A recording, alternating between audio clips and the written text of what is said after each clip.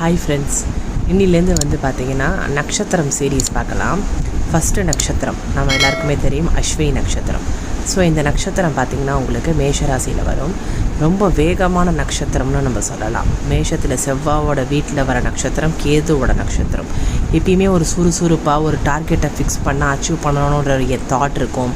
அதே மாதிரி பார்த்திங்கன்னா எப்பயுமே ஒரு வேகம் இருக்கும். விவேகத்தோட வேகம் அதிகமாக இருக்கும். அதே மாதிரி பார்த்திங்கன்னா தனக்குள்ளே ஏதாவது ஒரு தோல்வி வந்துருச்சுன்னா அதை அக்செப்ட் பண்ணவே மாட்டாங்க. தனக்குள்ளே அந்த தோல்வியை அக்செப்ட் பண்ணாமல் அடுத்து அந்த முயற்சி பண்ணி அந்த டார்கெட்டை அச்சீவ் பண்ணுறோன்ற ஒரு வேகம் இருக்கும். அது மட்டும் இல்லாமல் எப்பயுமே ஒரு துடித்துடிப்போன்னு இருப்பாங்க. நம்ம ஒரு விஷயம் பண்ணோன்னா அதை முடிச்சாகணும். அதே மாதிரி எந்த விஷயத்தையும் இவங்க பார்த்திங்கன்னா விட்டு கொடுக்கவே மாட்டாங்க. அந்த விஷயத்தை கண்டிப்பாக நம்ம முடிச்சே ஆகணும் அப்படின்றதுல ரொம்ப பிடிவாதமாக இருக்கக்கூடிய நட்சத்திரம் ஃபஸ்ட்டு பார்த்திங்கன்னா அஸ்வினி தான். ஏன்னு பார்த்தீங்கன்னா இங்கே செவ்வாவோட வேகமும் வந்துடும், அதே சமயம் கேதுவோட பிடிவாதமும் வந்துடும். எப்பயுமே செவ்வாவும் கேதுவும் சேரும்போது பிடிவாதமும் கோபமும் அதிகமாக இருக்கக்கூடிய காம்பினேஷன் தான் செவ்வாவும் கேதுவும் இருக்கும்.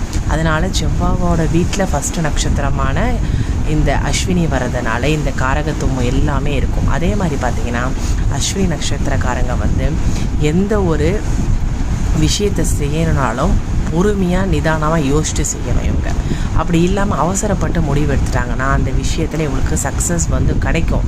ஆனால் அது தப்பாக இருக்குன்றதை வந்து லேட்டராக ரியலைஸ் பண்ணுவாங்க. அதனால் வந்து கொஞ்சம் அவங்கள சுற்றி இருக்கிறவங்கள வந்து ஒரு சஜஷன் கேட்குறோம் இவங்க எப்பயுமே. அப்படி இல்லைனா இவங்களோட முடிவு வந்து தப்பாகி ஃப்யூச்சரே பாதிப்படையக்கூடிய நிலைகள்லாம் இவங்க அடையிறாங்க.